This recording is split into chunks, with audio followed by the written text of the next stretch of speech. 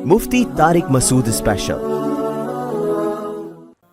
مفتی صاحب، بہت لوگوں سے سنا ہے کہ مرنے کے بعد روح 40 دن تک گھر آتی ہے اور زیادہ رونے سے میت کو عذاب دیا جاتا ہے، بار بار قبر پر جانے سے میت اپنی طرف بلاتی ہے۔ ان باتوں میں سے کون سی درست ہے؟ ایک بات درست ہے، باقی ساری غلط ہیں۔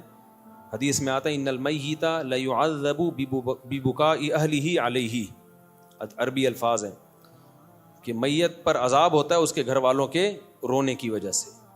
اب سوال پیدا ہوتا ہے، چیخو پکار کر کے رو وہ رہے ہیں، عذاب اس بیچارے کو کیوں ہو رہا ہے؟ یہ تھوڑی رو رہا ہے۔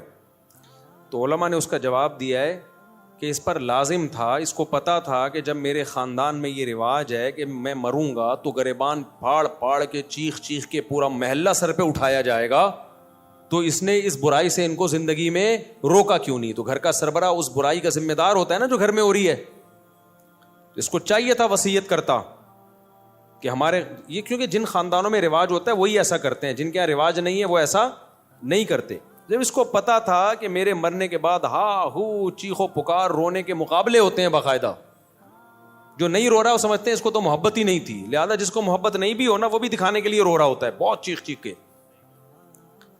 تو وہ صبر کا حکم ہے، رونے کی اجازت ہے، وہ تو محبت کا تقاضا ہے بھائی، لیکن ایسے چیخنا، عورتوں کی آوازیں گھروں سے چیخو پکار کی باہر جانا، یہ بہت بڑا گناہ ہے، اس پہ اتنی شدید وعیدیں ہیں، یہ اسلام میں جائز نہیں ہے۔ تو اس کو پتا تھا میرے خاندان میں یہ رواج ہے، تو نے وصیت کیوں نہیں کی؟ ان کو روکا کیوں نہیں کہ میرے مرنے کے بعد یہ حرکتیں نہیں ہوں گی؟ تو ایسی صورت میں اس کو بھی عذاب ہوگا جب کوئی روئے گا، کیونکہ اس گناہ کا ذمہ دار یہ بھی ہے۔ ان المیت لیعذب ببکاء اہلہ، تو اس کا مطلب یہ ہے کہ جس کو پتا تھا میرے مرنے کے بعد یہ سب کچھ ہوگا لیکن پھر بھی اس نے منع نہیں کیا خاندان والوں کو، تو اس کو پھر تکلیف ہوتی ہے، جتنا چیخو پکار ہوتی ہے، اس کو فرشتے مارتے ہیں، بولتے ہیں تیرا کیا کرا ہے، تیری تربیت ہے۔ لیکن اگر وہ وصیت کر چکا تھا اور ان کو سمجھا کے جا چکا تھا تو پھر قرآن میں صاف پتہ چلتا ہے لا تزر وازرۃ وزر اخری، کوئی دوسرے کے گناہوں کا بوجھ نہیں اٹھائے گا، پھر ان کے رونے چیخنے سے اس کو کوئی گناہ نہیں ملتا۔ حدیث میں آتا ہے ایک صحابی کا انتقال ہوا تو دوسرے نے بہت تعریف، مرنے کے بعد ہم تعریفوں کے پول باندھ دیتے ہیں نا، روایت میں ہے یہ جو میں آگے پیش کر رہا ہوں آپ کے سامنے، بہت تعریفیں۔ تو نبی نے فرمایا قبر میں اس کو فرشتے مارتے تھے اور پوچھتے تھے کہ بتا کیا تو واقعی میں ایسا تھا؟ یعنی یقیناً تو ایسا نہیں تھا، تو کیوں جھوٹی تعریفیں کروا کے گیا لوگوں سے اپنی؟ بعض لوگوں کی عادت ہوتی ہے نا کہ وہ اپنی جھوٹی تعریفیں کروا کے اپنے غلط امیج دنیا کے سامنے، جو اچھا امیج ہوتا ہے لیکن وہ جھوٹا ہوتا ہے، تو امیج ایسا بنا کے، یہ لفظ امیج نہیں ہے، مجھے کسی نے بتایا امیج ہے نا، تو میں جو انگلش میں غلطی کیا کروں مجھے بتا دیا کرو میرے بھائی، میں کوئی انگریز امریکہ میں تھوڑی پیدا ہوا ہوں۔ تو ایسا اس کا امیج بنایا ہوا تھا کہ یعنی جو بعض لوگ ایسا اپنا تصور لوگوں کے دماغوں میں بنا کے جاتے ہیں جیسے بہت نیک، تو ایسے میں اگر مرنے کے بعد آپ کی جھوٹی تعریفیں ہو رہی ہیں نا تو اس پہ بھی چترول لگتے ہیں کہ لوگ کہہ رہے ہیں یوں تھا تو تھا گیا، تو ایسا ہے پٹاخ ایک لگے گا، بتا تو ایسا تھا۔ تو اس لیے جیسے ہو ویسے ہی نظر آؤ، اپنے بارے میں زیادہ نہیں تعریفیں کروایا کرو لوگوں سے۔ ہاں جو نعمتیں اللہ نے دی ہیں اس کا اظہار کرنے میں کوئی حرج نہیں ہے۔ بھائی غیر مسلم اگر خوبصورت ہے تو دیکھنے میں اچھا لگے گا، تو اس کا تو، اور مسلمان تہجد گزار بدصورت ہے تو دیکھنے میں اچھا نہیں لگے گا۔ تو اچھا لگنے کا تعلق مسلم یا غیر مسلم سے نہیں ہے، اگلے کی پرسنالٹی سے ہے۔ ہاں اعمال کے لحاظ سے اگر اچھا لگ رہا ہے پھر غلط ہے، اعمال کے لحاظ سے کافر اچھا نہیں ہو سکتا۔ تبھی ہم کہتے ہیں کافر کی خوبیوں کو بیان کیا کرو کہ بھئی ان لوگوں میں یہ خوبی، لیکن یہ کہنا کہ وہ مسلمانوں سے اچھے ہیں یہ زیادتی ہے بھائی۔ مسلمانوں سے اچھے کیسے ہو گئے؟ جو خدا کا انکار کرے اور جو خدا کو مانے دونوں برابر ہو سکتے ہیں؟ ایک اللہ کو مانتے ہیں، اللہ کے پیغمبروں کو، اللہ کی کتابوں کو مانتے ہیں، دوسرا مانتا ہی نہیں ہے، وہ کہتے ہیں میں خود بخود بناؤں، تو اپنے خدا کا انکار کر دیا اللہ کا، تو مسلمان سے اچھا۔ اگر وہ اچھے ہوتے تو اللہ مسلمانوں کو جہنم میں بھیجتا، پھر ان کو جنت میں بھیجتا۔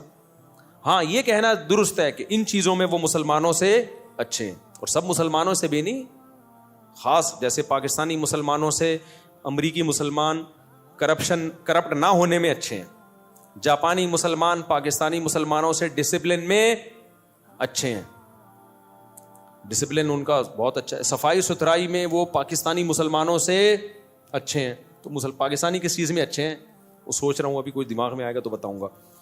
تو بیوی سے وفا کرنے میں پاکستانی مسلمان جاپانیوں سے اچھے نہیں, بہت اچھے ہیں, سمجھتے ہو. اور ایک اور چیز رہ گئی, بچے پیدا کرنے میں بھی بہت اچھے. تو چند چیزوں میں تو ہو سکتا ہے, یہ تو کافروں میں بھی تھا نا. نبی صلی اللہ علیہ وسلم نے فرمایا خیارکم فی الجاہلیت خیارکم فی الاسلام. جو زمانہ جاہلیت میں کافر اچھے تھے, اسلام میں بھی وہی اچھے ہیں. تو اس سے پتہ چلا کافر میں بھی کوئی اچھا ہو سکتا ہے نا. تو یہاں اچھائی سے مراد ہے چند صفات میں اچھائی, غیرت میں, بہادری میں.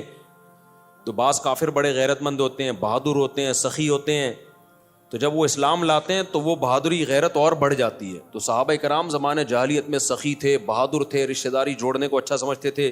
یہی جب مسلمان ہوئے تو یہ وفا کس کے لیے استعمال ہوئی, پھر نبی کے لیے. اور جو منافق تھے مدینہ میں, وہ کمبخت اسلام لانے سے پہلے بھی 2 نمبر, اسلام بھی لانے کے بعد بھی 2 نمبر. وہ جدھر دیکھتے تھے نا پلڑا بھاری ہے ادھر کو پلٹ جاتے تھے. تو نبی کے جو رشتہ دار تھے قریشی ہاشمی, حضرت ابو طالب کو دیکھو, اگرچہ کفر میں موت ہوئی ہے لیکن رشتہ داری آخری دن تک نبھائی ہے نبی کے ساتھ, کہ میرا بھتیجا ہے, میں اس پہ کسی کو انگلی اٹھانے نہیں دوں گا. 3 سال نبی صلی اللہ علیہ وسلم کو شعب ابی طالب میں آپ کا بائیکاٹ کر کے بند کیا گیا, پتے کھانے پڑے ہیں 3 سال, معاشی بائیکاٹ. ابو طالب نے غیر مسلم ہونے کے باوجود وقت کس کے ساتھ گزارا, پیغمبر کے ساتھ. کیوں؟ مشکل میں اپنی قوم کو نہیں چھوڑنا. ٹھیک ہے نظریے کا اختلاف ہے لیکن قوم کی بیس پہ ساتھ دے رہے ہیں. تو کسی بھی بیس پہ جب کوئی ساتھ دیتا ہے تو اس کے لیے غیرت کا ہونا ضروری. بے غیرت کیا کرتا ہے, جہاں کوئی مصیبت آئی ایک دم. ہمارے ایک دوست تھے, ان کہتے ہیں میرا ایک بڑا جگری دوست تھا نا, ہر وقت ساتھ. کہنے ایک دن 2-3 لڑکوں نے مجھے گھیر لیا پیٹنے کے لیے نا, کوئی پڈا تھا. کہہ رہے میں نے کہا کوئی بات نہیں, ہم بھی 2 ہیں نا, نمٹ لیں گے, دیکھیں گے. کہہ رہے میں مار کھائے جا رہا ہوں, کوئی رپلائی کہیں سے ہو ہی نہیں رہا. کہہ رہے میں نے اپنا وہ لنگوٹی یار دیکھا تو وہ 3 کلومیٹر پہ نا بھاگا جا رہا ہے. ابے تو یہ تو اس موقع پہ نہیں بنتا یار, یا تو وہ 100 آدمی ہوتے تو یار وہ بھی 2-3 ہیں, تم 2 ہو تو کچھ تو کرو نا, کچھ تو بچاؤ تو گئی اس کو. ایک دم ایسا بھاگا. میں چھوٹا تھا تو میرے ساتھ ایک ہمارے کلاس فیلو اسکول کا لڑکا, ہم دونوں ڈبل سواری پہ آ رہے تھے. آپ کو پتہ ہے کراچی میں ڈبل سواری پہ پابندی ہی رہی ہے. اب ہم تو محلے پڑوس میں ہی نکلے, کہیں آگے ٹریفک پولیس والا نا, ہم چھوٹے بچے تھے اس وقت, ایک تو عمر بھی پوری نہیں تھی, وہ بھی اللیگل کام. تو ہم تو ایسے ہی نکلے, گلی محلے میں لوگ نکل جاتے ہیں, غلط ہے نہیں کرنا چاہیے. پولیس والا, اب جیسے ہی ٹریفک پولیس والا نا میرے جو پیچھے بیٹھا ہوا تھا وہ چلتی بائک سے اتر کے بھاگ گیا. مجھے آج تک وہ بھاگا ہے, اتنی اسپیڈ سے بھاگا ہے, میں اکیلا. تو وہ ٹریفک پولیس والے نے اس کو دیکھ کے اس کو اتنی ہنسی آئی ہے کہ یار یہ کتنا ڈر گیا, بھاگا جا رہا ہے. تو مجھے بھی چھوڑ دیا, بولا جا یار واپس.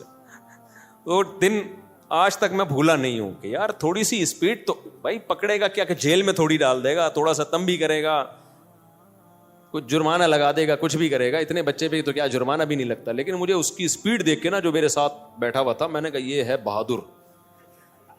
بھائی اتنی بھی جلدی نہیں بھاگو, آگے پولیس والا تھوڑا سا آگے آ رہا ہے. میں نے کہا ابھی میں روکوں گا تو وہ اترے گا, پھر دیکھو ہے ہی نہیں, بھاگا ہوا جا رہا ہے.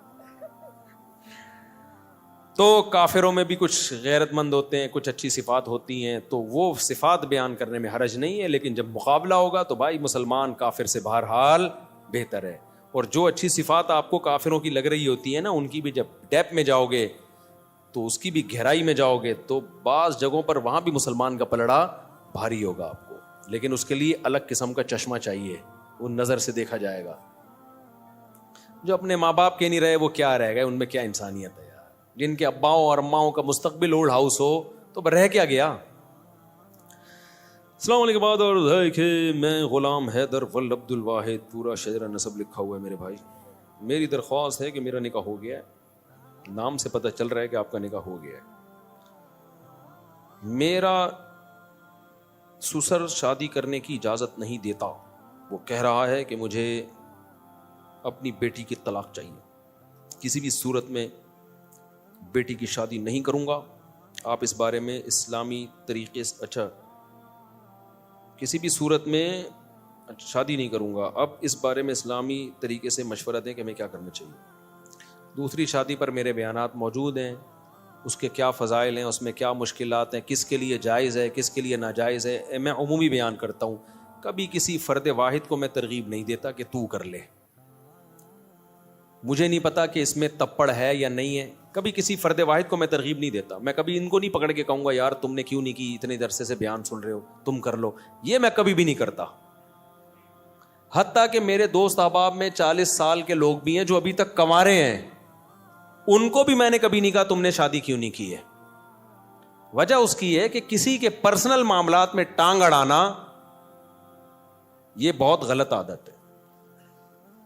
میں اگر کسی کو اسپیسیفک کسی فرد کو ترغیب دوں تم دوسری شادی کرو, مجھے نہیں پتا اس کا بیہیویئر پہلی بیوی کے ساتھ کیسا ہے, اس کے حقوق ادا کر بھی رہا ہے کہ نہیں کر رہا. ہو سکتا ہے وہ اس کو لٹکا کے رکھا ہوا ہو اور ہم اس کی 4 شادیاں کراتے پھر رہے ہوں, تو یہ تو ظلم ہو جائے گا نا. اور یہ بھی ممکن ہے حقوق ادا کر رہا ہو, تو یہ تمہاری ٹینشن ہے کہ تم حقوق ادا کر رہے ہو یا ادا نہیں کر رہے. ہم اسلام کا حکم بیان کریں گے جنرلی, افراد کو پکڑ پکڑ کے یوں سمجھانا کہ تو کر تو نہیں کر, یہ نہیں ہوتا. منع تو کیا ہے بہت سے لوگوں کو میں نے کہ تم نہیں کرو, کیونکہ جب مجھے ان کے حالات پتا چلے, انہوں نے آگے مشورہ لیا نا, میں نے کہا تیرے بس کا نہیں ہے بھائی, تیری باتوں سے لگ رہا ہے تیری ٹانگیں ابھی کانپ رہی ہیں, تو نہیں, تیرے بس میں نہیں ہے.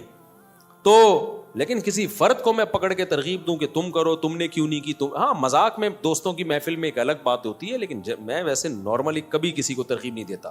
اب آپ کہہ سکتے ہو چلو دوسری کی آپ کسی فرد کو ترغیب نہیں دے رہے, نہیں دینے کی وجہ سمجھ میں آئی. مجھے کیا پتا یہ پہلی کے ساتھ سنجیدہ ہے بھی یا نہیں ہے. ہو سکتا ہے اس کے پاس ظلم کر رہا ہو, وہ گزارا کر رہی ہو اس کے ساتھ مجبوری میں. اب تو مجبوری میں وہ گزارا کر رہی ہے, تم اس کے اوپر ایک اور بھی لے آؤ, ٹھیک ہے نا, اس کو بھی لٹکا کے چھوڑ دو, تو یہ تو بیڑا غرق ہو جائے گا. مجھے کیا پتا تم برابری کر سکتے ہو یا نہیں کر سکتے, پھر تم کر کہاں رہے ہو. بعض دفعہ آدمی شادی کر رہا ہوتا ہے, بھائی تم اتنی پیسے ہیں نہیں, تم شادی ڈیفینس میں کر رہے ہو, مالدار لڑکی سے کر رہے ہو, تو نہ تو اس کے قابل رہو گے نہ پہلی کے قابل. اس کا تو جیب خرچی 4-4 لاکھ روپے ہوتی ہے, پاکٹ منی. جو مالدار لڑکی ہے نا, پاکٹ منی ایسے چل رہا ہوتا ہے, 4 لاکھ پاکٹ منی. تو غریب آدمی بولے گا میں ٹماٹر بیچ کے 4 لاکھ تیری پاکٹ منی کہاں سے. تو بھائی تم نے کیوں کی ایسی جگہ پہ شادی, اپنی حیثیت دیکھ کے کرو نا. تم وہاں شادی کرو جو 5 روپے پاکٹ منی, ایسا ہوتا نہیں ہے, لیکن ایک مثال دے رہا ہوں میں. تو میں نہیں جانتا کہ بھائی یہ اس قابل ہے یا نہیں ہے کسی شخص کے لیے. میں فرد واحد کو, متعین فرد کو کبھی ترغیب نہیں دیتا.